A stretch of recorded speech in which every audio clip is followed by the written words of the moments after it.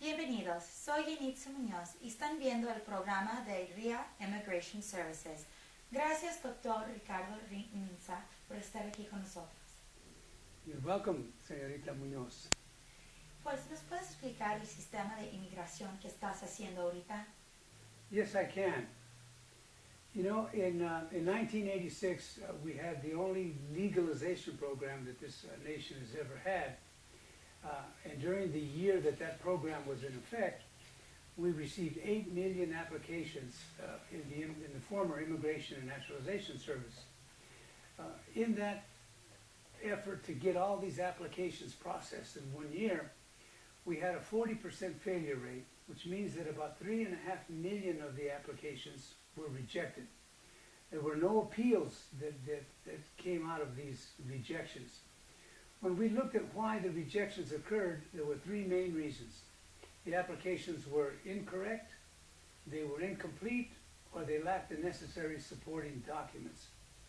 It pained me greatly to see that these mistakes that could have been corrected had people taken the time to do the applications properly, they could have overcome these deficiencies and been adjusted to a lawful status. This was a one-time program. It wasn't supposed to happen again. Now here we are some 30 years later, and we're talking about doing another legalization program. In this effort, we think we can help because we believe that the government will probably do a similar program in the same way with the same results.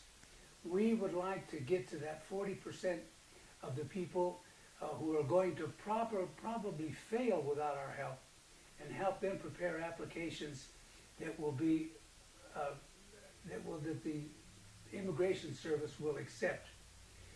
In that regard, we're gonna start a program to help these individuals fill out applications for the Deferred Departure Program that President Obama announced recently.